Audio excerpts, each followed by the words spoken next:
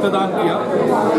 मेरा सभी को यही संदेश है कि रक्तदान एक महादान है और मेरा तो ये मानना है कि ये विश्व का इकलौता ऐसा दान है जिसके अंतर्गत जो दान करता है उसे दान करने पे उससे ज़्यादा ही उसे बेनिफिट मिलता है। आप देखिए कि जब आप रक्तदान करते हैं तो उसके बाद आपके शरीर में जो रक्त है वो 48 घंटे में वापस से पुनः निर्मित हो जाता है, उसमें किसी तरह की कोई कमी नहीं आती। रक्तदान जो है 18 वर्ष से लेकर 55 से 60 वर्ष तक का कोई भी व्यक्ति कर सकता है जिसकी जो शरीर का जो वजन है वो 50 किलो से अधिक है। रक्तदान के अंदर कई फायदे होते हैं। पहला तो इसका फायदा ये रहता है कि जो रक्तदान करते हैं उनके शरीर में जो ब्लड के जो क्लॉट्स है वो बनते नहीं है, उनके खून जो है वो गाढ़ापन में नहीं जाता, उनके शरीर में नया रक्त जनरेट होता रहता है। तो अगर आप 55-60 साल तक अगर हर साल में केवल एक बार भी नियमित रक्तदान करें तो आपकी हृदय संबंधी बीमारियां जो है वो नगण्य हो जाती है, ना के बराबर रहती है। ये इकलौता ऐसा ध्यान है जो कि हमें हमारी ज़िंदगी में काफ़ी स्वस्थ जीवन व्यतीत करने में मदद करता है। और मेरा हर किसी से यही आग्रह है कि इस महादान रक्तदान में सभी सम्मिलित हैं।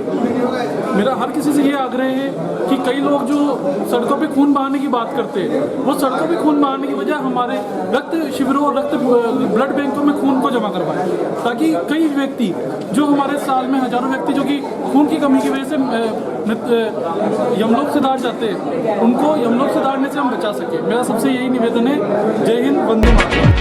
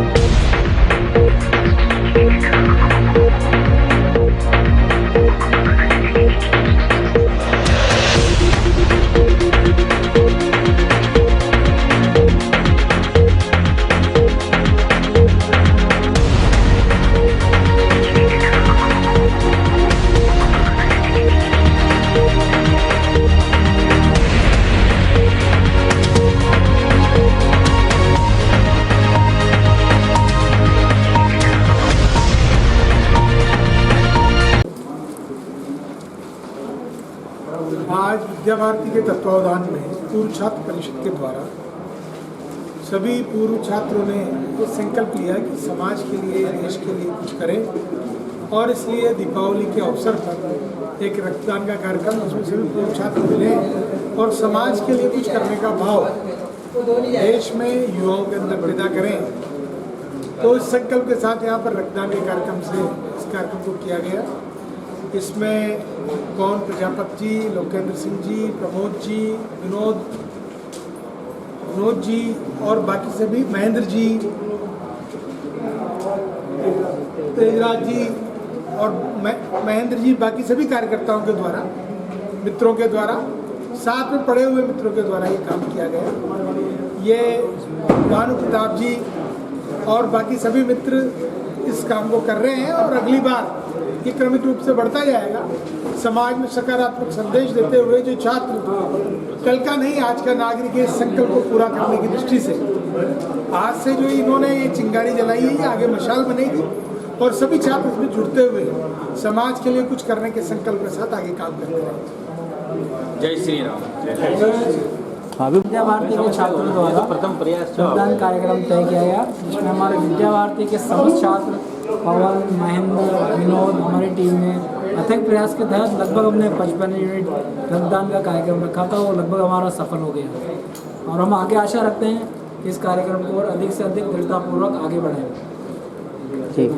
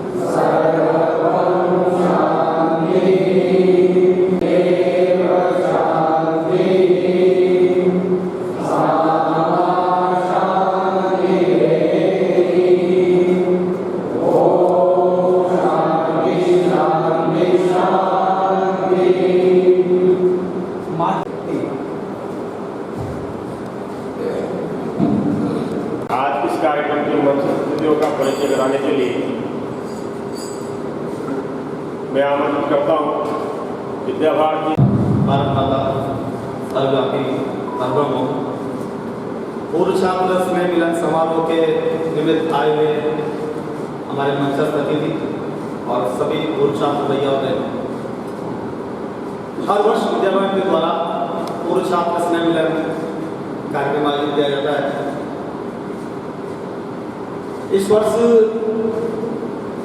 एक विचार हुआ कि अपन रक्तदान भी जोड़े इसमें, तो जब सबने मिलकर चर्चा की तो रक्तदान का कार्यक्रम इसमें जोड़ा गया। आज इस अवसर पर हमारे मंच को सुशोभित कर रहे हमारे मुख्य अतिथि श्रीमान अंकित जी जैन। आप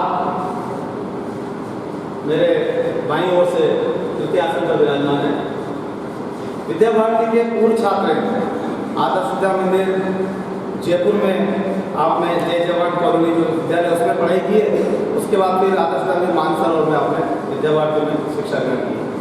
वर्तमान में आप अतिरिक्त पुलिस अधीक्षक हैं एवं अतिरिक्त निजी सचिव माननीय लोकसभा स्पीकर जी के यहाँ आप अभी नियुक्त हैं। मैं भाई साहब का इस अवसर पर बहुत बहुत अभिनंदन करता हूँ, स्वागत करता हूँ। मेरे भाई और विद्यासन पर विराजमान है नारायण जी कमेटी। आप विद्या भारती का जो जनजातीय क्षेत्र जिसको हम जानते हैं, हर वर्ष आप सबके पास मैसेज भी आता है सेवानिधि एकत्रित करने के लिए। तो वो जो सारा क्षेत्र है जनजातीय क्षेत्र, जिसमें उदयपुर, बांसवाड़ा, सिरोही, प्रतापगढ़, डूंगरपुर, इस एरिया में जो अपना जनजातीय क्षेत्र है, पूरे राजस्थान का जो कार्य है जनजातीय क्षेत्र, उसके आप राजस्थान क्षेत्र के सचिव के नाते सभी का आप मार्गदर्शन करते हैं, उस कार्य की देखरेख करते हैं। साथ में आप राष्ट्रीय स्वयंसेवक संघ में अपना जो चित्तौड़ प्रांत है उसके सब प्रांत कार्यवाही नाते भी मार्गदर्शन करते हैं। मेरे भाई प्रथम आसन पर विराजमान है आदरणीय महेंद्र जी शर्मा। आप विद्या भारती शिक्षा संस्थान के माननीय जिलाध्यक्ष हैं, आज के इस कार्यक्रम के अध्यक्ष हैं और अपने सब प्रांत संयोजक ग्राम विकास चित्तौड़ प्रांत का भी आपके पास दायित्व है। चौथे आसन पर विराजमान है गौरव जी। इनका ज़्यादा परिचय मेरे पास नहीं है। योगा फॉर हैप्पीनेस क्लास चलाते हैं, निःशुल्क क्लासेस संचालित करते हैं और ये भी अपने से जुड़े हुए हैं। इस अवसर पर हमारे सत्यनारायण जी गोस्वामी विद्या भारती शिक्षा संस्थान के जिला सचिव भी विराजमान हैं। सभी प्रधानाचार्य बंधु यहाँ पर उपस्थित हैं, सभी पूर्व छात्र और भैया बहन सबका हार्दिक स्वागत एवं अभिनंदन। मंच के स्वागत के लिए मैं हमारे जिला मंत्री सत्यनारायण जी भाई साहब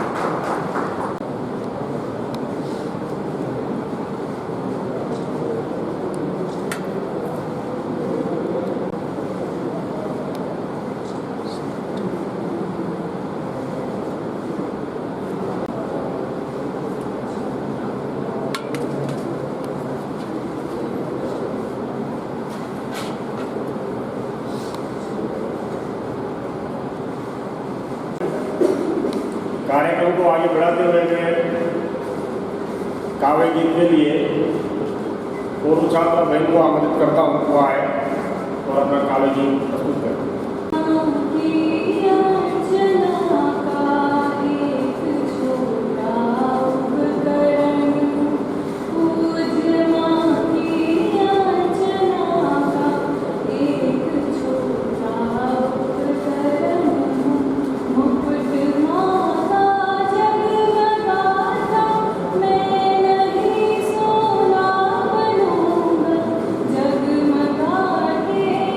जगमगाते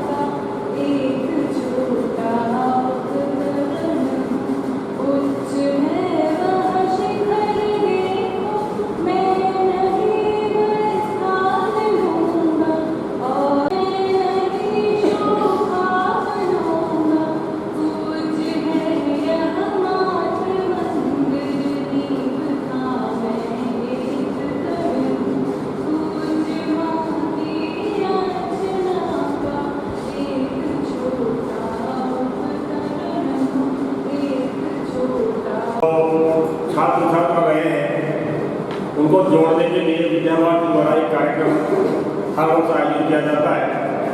इससे हमें नई ऊर्जा का संचार होता है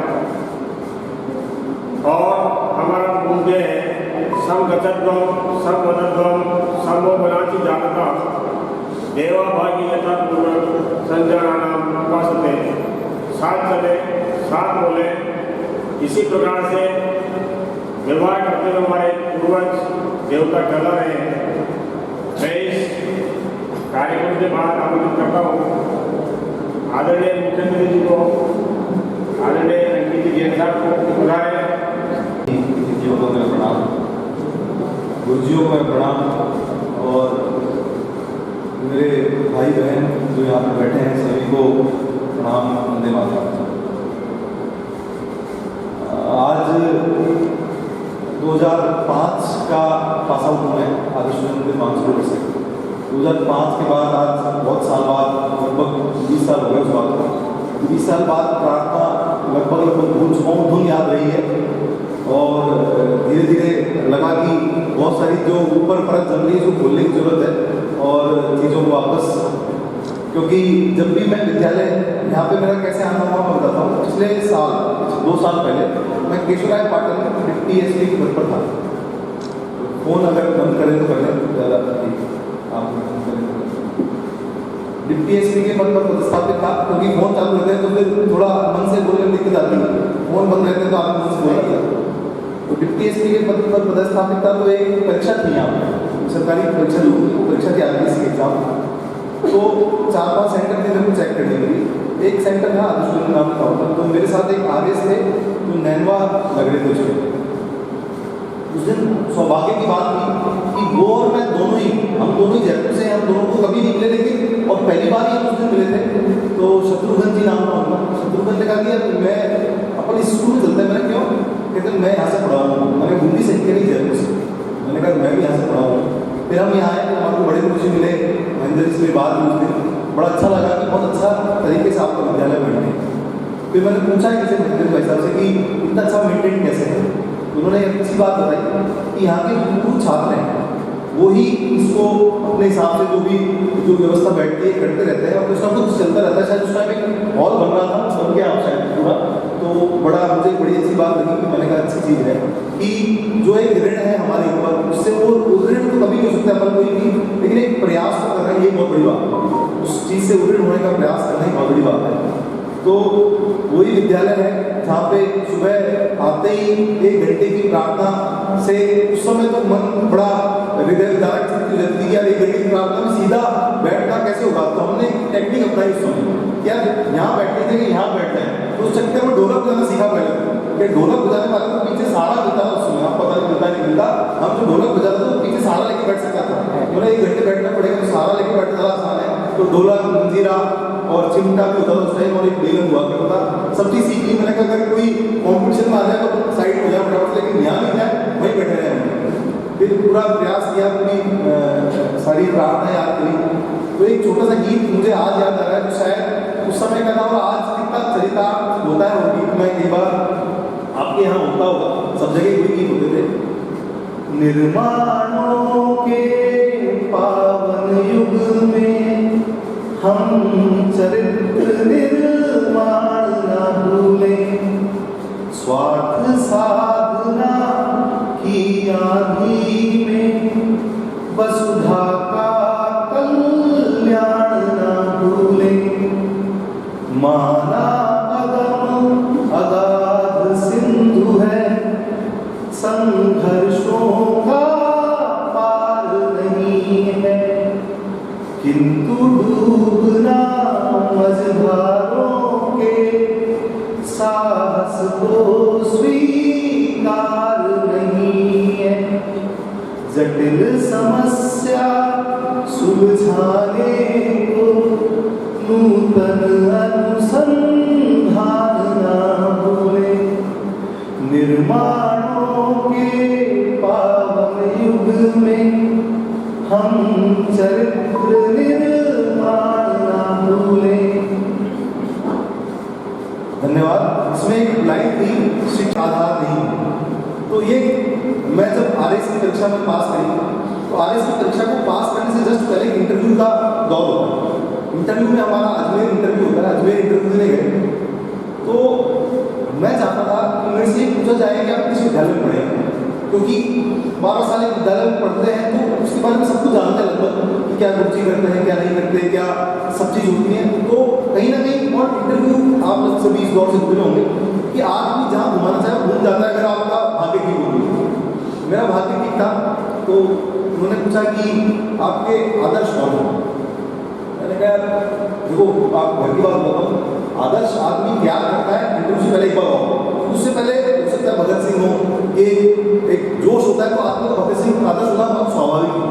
हमारा भगत सिंह जी के बारे में बहुत लंबी किताबें थी, तो मैंने कहा ऐसा आदर्श तैयार करते थे जिनमें कम किताबें, तो विवेकानंद जी के बारे में पढ़ा हमने उस समय, उनके बारे में बहुत किताबें हैं लेकिन थोड़ी जल्दी पढ़ा जा सकता है, वो विद्यालय में पढ़ा था हमने। तो मेरे से पूछा कि आप विवेकानंद जी के बारे में एक लाइन में कुछ कह सकते हैं तो कहिए। हमने एक बात कही, यदि आपको भारत को जानना है तो केवल विवेकानंद को पढ़ लीजिए, ऐसा रविन्द्रनाथ टैगोर ने कहा। उन्होंने कहा बड़ी अच्छी बात कही आपने, कहाँ से सीखा?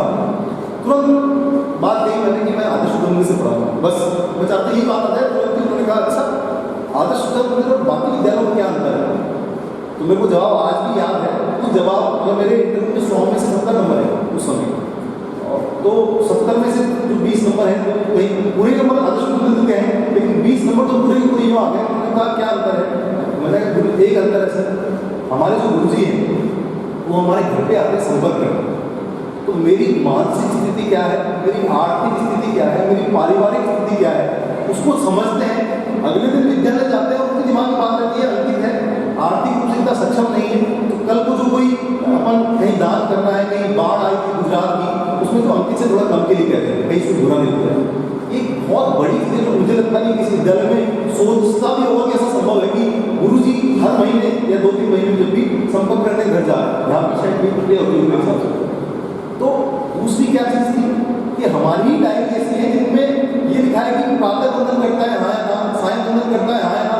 बाकी विद्यालयों को पता ही नहीं प्रातः वंदन सायं वंदन होता क्या है। माता पिता के चरण स्पर्श करता है, हो सकता है कि उस समय जबरदस्ती करना पड़ रहा हो केवल साइन करवाने के लिए, लेकिन कहीं ना कहीं एक अच्छी चीज़ जबरदस्ती हुई, बहुत अच्छी बात हुई। तो ये संस्कारों की जो एक श्रृंखला है वो एक शिशु में, एक प्रारंभिक कक्षा में, एक प्रथम कक्षा में, द्वितीय में, तृतीय में आदमी इतनी बढ़ती जाती है कि उसको एक सामान्य रूप से लगने लग जाती है कि अगर सामान्य पैर चुना तो गलत चीज़ थोड़ी है, सामान्य चीज़ है। तो यही जगह मैं अपने ऊपर बहुत बड़ी मानता हूँ अपने गुरुजियों का कि आज जहाँ भी छोटी जगह जहाँ पहुँच पाया उसका कारण यही है कि विद्यालय के संस्कार आए।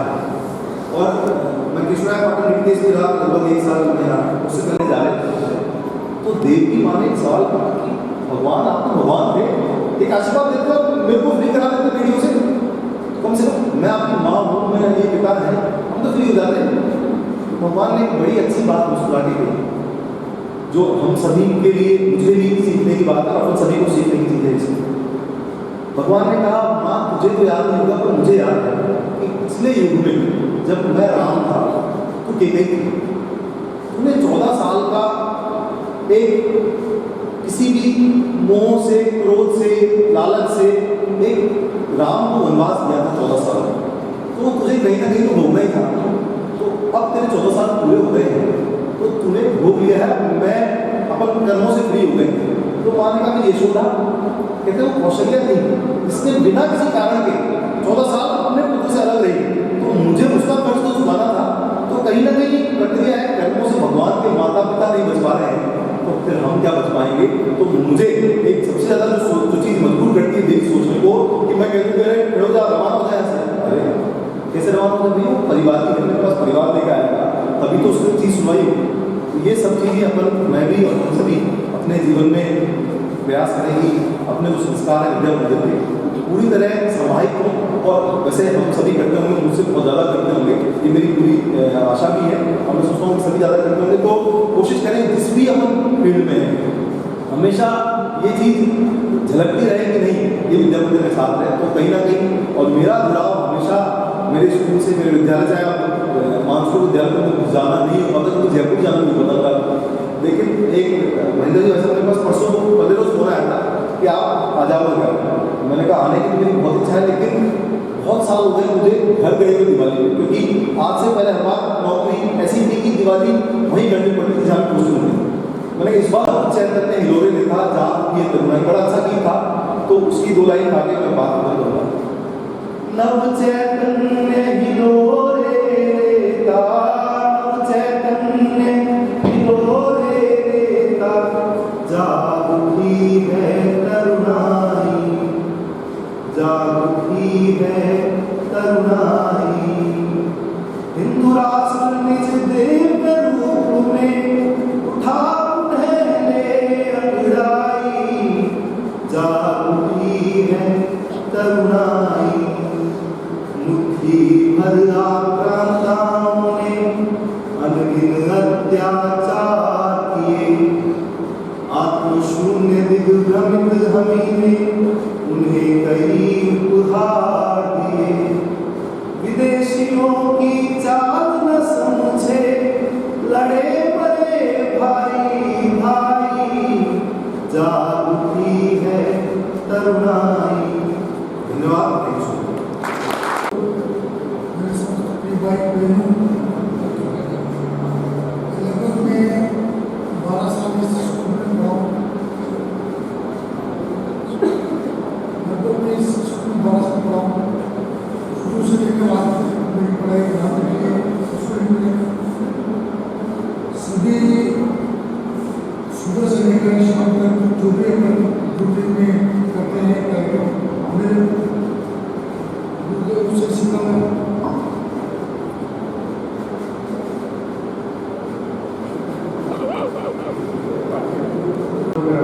और दिवाली का विषय मैं 2003 का पास आउट, 2003 का 10th का पास आउट, और उसके बाद इंजीनियरिंग किया, और उसके बाद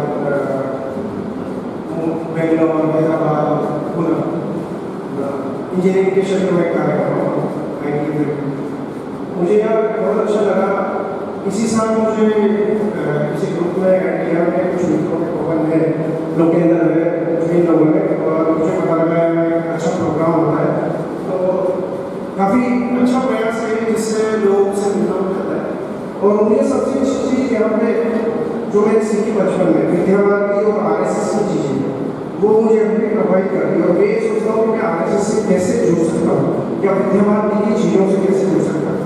और अभी जो बात कर रहे थे सर ने बताया कि हमारा वो श्रम नीति चलता है, हम उस समय में 1 रुपया 2 रुपया देते थे, पर वो देने में भी हमको जोर आता था। मुझे याद है 1 रुपया 5 रुपये का वो मिलता था, पर वो दे नहीं पाता। पर मैं अभी ये सोच रहा था कि अभी मुझे पता लगे तो मैं भी उसके लिए मैं मेरी आर्मी के साथ मैं कोशिश कर सकता हूँ कि कुछ दे सकूँ। उस समय तो हमको लगता था कि मेरे मन में एक आया कि उससे संपर्क करूँ, मैं कुछ रुपये उस व्यवस्था के लिए जो जनजाति और आदिवासी इलाके में रहते हैं, जो धर्मांतरण की कारण प्रॉब्लम होती है हमारे यहाँ पर, उसके लिए मैं दान कर सकता हूँ। तो मैं सभी से अनुरोध करूँगा, क्योंकि आज सभी लोग सक्षम हैं। अगर 100 रुपये 500 रुपये 1000 रुपये भी देते हैं तो अभी भी हम काफ़ी कुछ इकट्ठे कर सकते हैं। तो मेरा सबसे अनुरोध। धन्यवाद। दिमाग में लगा वंदन सभी अतिथियों को बहुत बहुत अभिवादन। सभी मेरे पूर्व छात्र और सब मेरे प्रियजन यहाँ बैठे हुए हैं। आज का जो टॉपिक है अपना पूर्व छात्र स्नेह मिलन समारोह और विशाल रक्तदान शिविर। तो सबसे पहले तो मैं बताना चाहूँगा, मेरा नाम रवि जैन है और मैं यहाँ 2003 से पास आउट हूँ, और उसके बाद से मतलब लगभग 20 साल हो चुके हैं लाइफ को। मैंने मेरे जीवन में यहाँ 8th क्लास तक मैं फुल इंग्लिश मीडियम में पढ़ा कर थे स्कूल में। उसके बाद मैं 9th क्लास में कोई इंग्लिश मीडियम स्कूल मिला नहीं, या फिर मैंने आदर्श विद्या मंदिर का नाम सुना। फिर मैं यहाँ आया और संस्कृत मतलब सब कुछ सीखा अच्छे से। और जो मैंने सीखा यहाँ पे सबसे बड़ी चीज़ है मोरली नैतिकता, जो हर बच्चे में यहाँ के हर छात्र में है।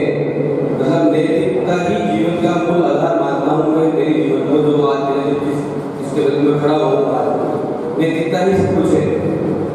पढ़ता सभी इंसान, लेकिन मूलभूत है नैतिकता। मतलब इंसान को हर चीज़ में नैतिकता ही अपनानी चाहिए। मतलब कहीं भी जाए अपन, संस्कार सबसे बड़ी चीज़ है जो आदर्श विद्या मंदिर में हमको पढ़ के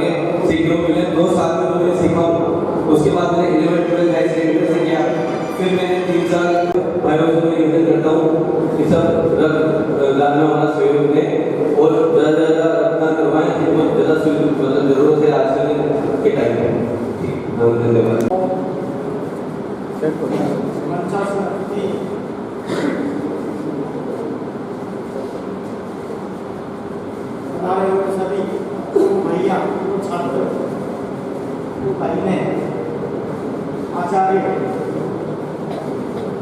जिला प्रवासी ये प्रवासी विद्या मंदिर, एक होता है विद्यालय और एक होती है पाठशाला। छोटे बच्चे जहाँ पढ़ते हैं उसे पाठशाला कहते हैं, जहाँ पाठ का वाचन कराया जाता है। विद्यालय यानी कि जब विद्या का शिक्षण दिया जाता है, विद्या यानी विषय संबंध हो सकती है, आचरण संबंध भी हो सकती है, लेकिन हमारा जो है विद्या मंदिर, मंदिर कहाँ यानी कि कोई आशीर्वाद प्रदान करने वाला देवी या देवता विराजमान है, और जो पढ़ने वाले छात्र छात्राएं भैया बहन हैं वो उसके पुजारी हैं। और जब कहते हैं कि कोई भक्त भगवान की पूजा करता है तो आशीर्वाद प्राप्त करता है, और ये आशीर्वाद होता है संस्कार। शिक्षा से संस्कार अगर माइनस कर दें तो जो शिक्षा का ग्रहण करने वाला व्यक्ति है ना, वो औसम में लाने बन जाता है, वो आतंकवादी बन जाता है, वो लुटेरा बन जाता है, वो भ्रष्टाचारी बन जाता है, वो व्यक्ति बन जाता है जो चौथी पढ़ा लिखा है, शिक्षा प्राप्त कर ली, प्रोफेसर है, लेकिन चौथी मंजिल पर ले जाकर मां को धक्का दे देता है। क्यों? संस्कार नहीं। तो विद्या भारती का जो लक्ष्य है, ऐसे युवा पीढ़ी को तैयार करना जो राष्ट्रीयता से ओतप्रोत संस्कारों से परिपूर्ण हो, घिरी गंगाओं में रहने वाले अभावग्रस्त दीन दुखियों के लिए वो अपना सब कुछ समर्पित करने वाला हो, ऐसी युवा पीढ़ी को तैयार करना, और ऐसी युवा पीढ़ी के द्वारा इस राष्ट्र का निर्माण करना। और मुझे बहुत अच्छा लगा जहां भाव होता है ना, वहां अपन तौर पर आप बता रहे हैं, तो जहां भाव होता है वो पदार्थ है। हमारे देश के प्रति, समाज के प्रति, अपने आने वाली पीढ़ी के प्रति हमारे मन में उससे निर्माण करने का जो भाव है, वो भाव आप में लेके आया है। चाहे तन समर्पित, चाहे मन समर्पित, ये जीवन समर्पित, ये भाव अंदर है, इसलिए भाव पर दुनिया आए हैं, और ये भाव सदैव रहना चाहिए।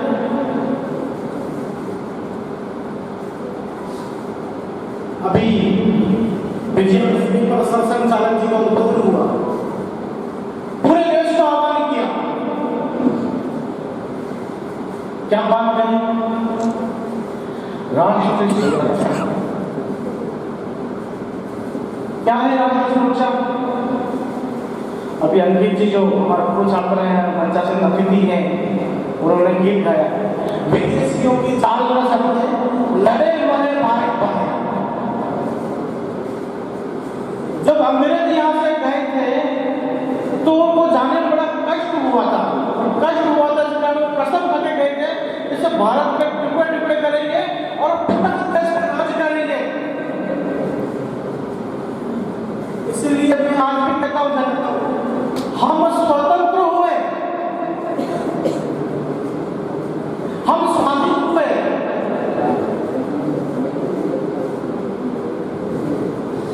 लेकिन पुनः कहता हूँ वापस, हम स्वाधीन हुए, हम स्वतंत्र नहीं। स्वाधीन क्या हो गया? स्वतंत्रता स्वयं की, जहाँ चाहे बोल सकते हैं, जहाँ चाहे जा सकते हैं, लेकिन क्या स्वतंत्रता आ गई? क्या देश आजाद हुआ, आजाद होने के बाद वो ब्रह्मा देश से म्यांमार बन गया। हाँ, और स्वाधीनता आई इसलिए म्यांमार बन गया, लेकिन हमारा इंडिया भारत नहीं बन पाया। आज भी इंडिया कहते हैं,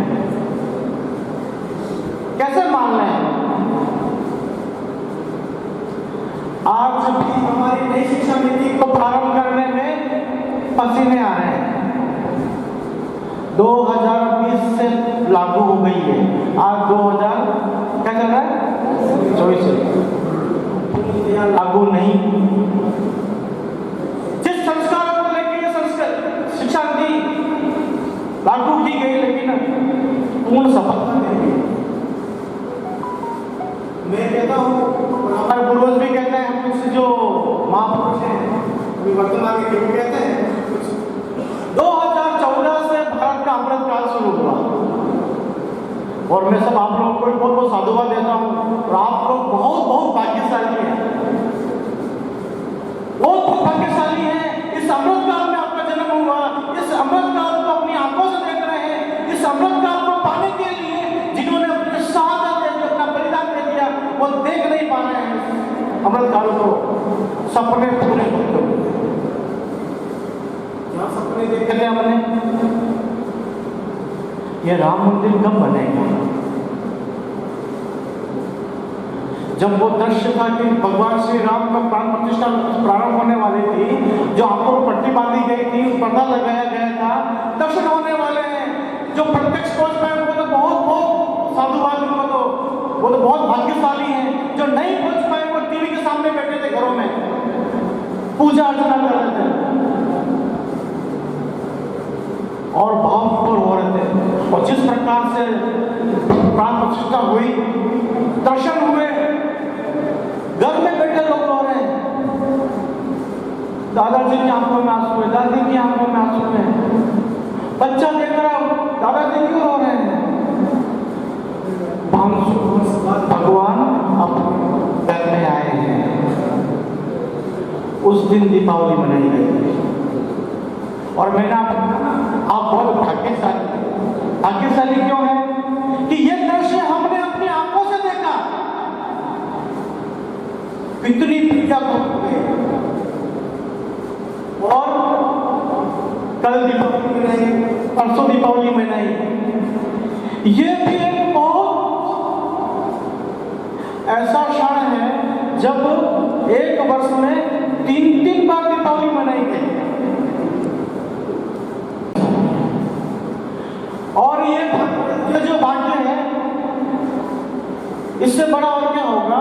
रामलला के दर्शन करने के लिए, रामलला के आशीर्वाद पाने के लिए माता शक्ति माता ने तब जाकर राम मिले। सवेरे उठती थी तो फूल बनती थी तो, और उस वक्त पर फूल बिछाती थी कि मेरे प्रभु श्री राम आएंगे। कितनी साधना की, लेकिन हम सब सौभाग्यशाली हैं, राम आ गए, हमें दर्शन करके। तो ये सब सौभाग्य हमारे को मिला है। ये सौभाग्य से व्यर्थ न जाने दें। ये भगवान श्री राम ऐसे ही नहीं बने कि उनके आने के लिए हम दीपावली मना रहे हैं। वो 14 साल की साधना थी, इसलिए भगवान श्री राम कहलाए। वो 14 साल की साधना के लिए अपने पिता को त्यागा, अपने राजपाट को छोड़ा, इसलिए भगवान कहलाए। 14 वर्ष में करना क्या है? समाज को सिखलाया, निस्सावराज को खड़े लगाया, उनके भोजन। वो चाहते तो अयोध्या में बैठे बैठे फिर रावण को मार सकते थे, नहीं। समाज को जागृत करना है ना,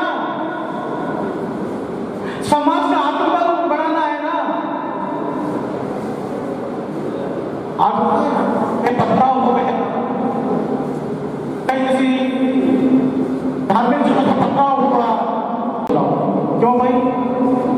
RSS वाले कोई लोहे से बने हुए हैं क्या? कोई ठेका ले रखा है उन्होंने कि वो आएंगे तो ही सब कुछ होगा? भाई हम भी तो देश के नागरिक है ना, हम आगे क्यों नहीं आते? तो ये आत्मबल, ये स्वाभिमान समाज का भी बढ़ना चाहिए। इस स्वाभिमान को बढ़ाने के लिए भगवान श्री राम ने 14 वर्ष तक जनजातियों में संपर्क किया, उनके घरों में गए, उनको संगठित किया, उनका स्वाभिमान बढ़ाया, और स्वाभिमान बढ़ाने के साथ साथ सेना इकट्ठी की, रावण को पीछे उसको बंद कर दो, और रावण का विजय प्राप्त करने के फलस्वरूप ऐसी दीपावली और भी मनाएं, हम सब भी रावण हैं। हमको 14 वर्ष की शादी नहीं करनी है, लेकिन जो स्वाभिमान जनजाति में आज भी खोया हुआ है, आज विदेशी की चाल सब सफल हो रही है। बांसवाड़ा, डूंगरपुर, प्रतापगढ़, उदयपुर क्षेत्र में आप आइए, कल की घटना है। दो काय करता युवा मुकाम पर जाते हैं, चिकन बिगाड़, इसलिए मैंने कहा कि हम स्वतंत्र नहीं हुए, स्वाधीन हुए। तो स्वाधीन यानी कि हमारा स्व की भाषा, स्व की संस्कृति, ये सब जब भारत में आएगा, हमने 16 की साल में चलेगा, 2014 से हमारा न्याय का मंदिर बना हमारा। बाकी वहाँ पॉपुलर अगर संसद में जाएंगे तो वहाँ चित्र लगा हुआ है अंग्रेज का, जिसने ऐसा बनाया, जिसने भारत बनाया। मैं भी गया, मैंने अवसर मिला। तो वो क्या है? गुलामी की दास्तान का प्रतीक।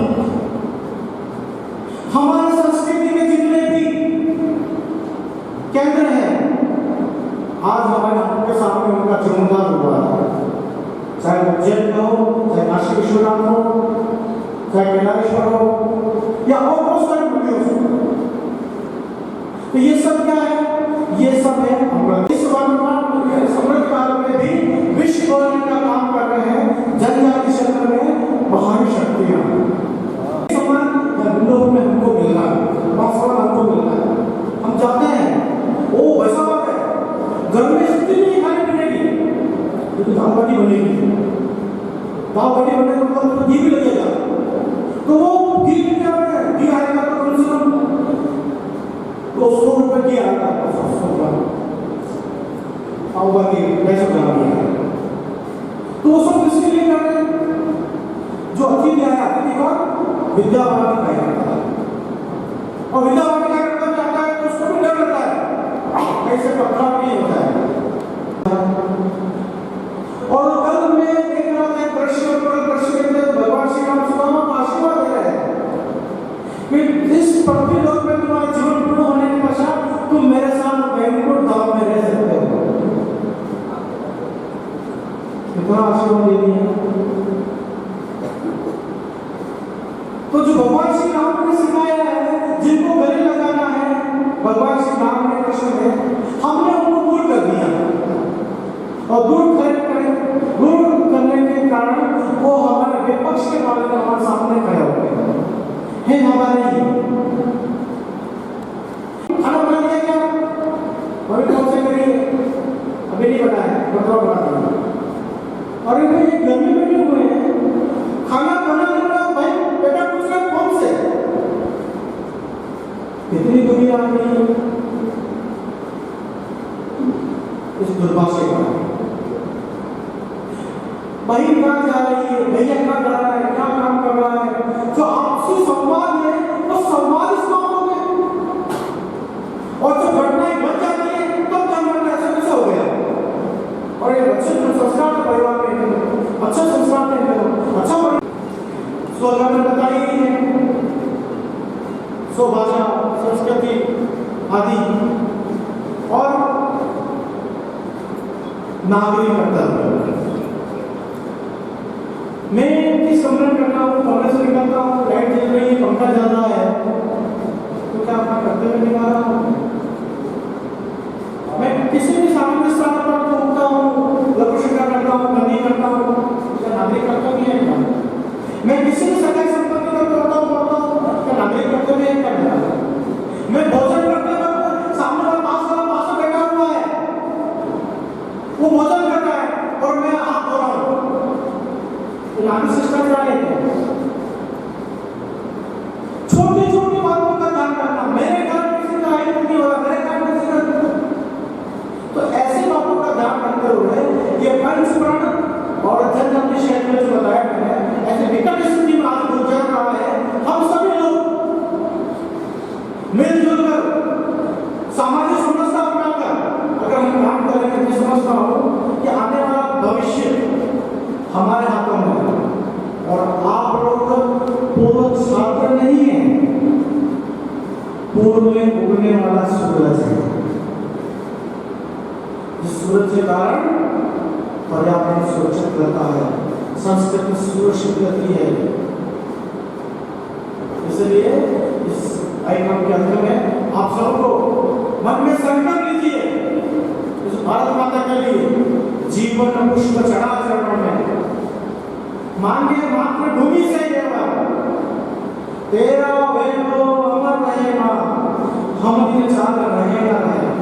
84 लाख योजना होती है, इस 84 लाख योजना में मानव जीवन मिलता है और जो जो करना है इसी जीवन में कर सकते हैं, अन्यथा ऐसा कोई जीवन नहीं है जहाँ पर हम ये समाज के लिए कर पाए। मोदी जी को हजार का आशीर्वाद प्रदान करेंगे। मंच पर विराजमान श्रीमान नारायण जी, अंकित जी, गौरव जी और आप सभी भैया और बहन, गुरु जी, इस कार्यक्रम में आप पधारे हैं तो निश्चित रूप से पुरानी सारी बातें ताजा हुई और श्रीमान अंकित जी ने और नारायण जी ने जो अपना अमूल्य समय निकालकर इस कार्यक्रम के लिए दिया, अपने संस्मरण हम सबके समक्ष रखे, उनका भी मैं आभार व्यक्त करता हूँ। और आप सभी का आभार इसलिए कि आप सबके कारण ही इस कार्यक्रम की रूपरेखा बनी। बहुत बहुत धन्यवाद। भारत माता की जय।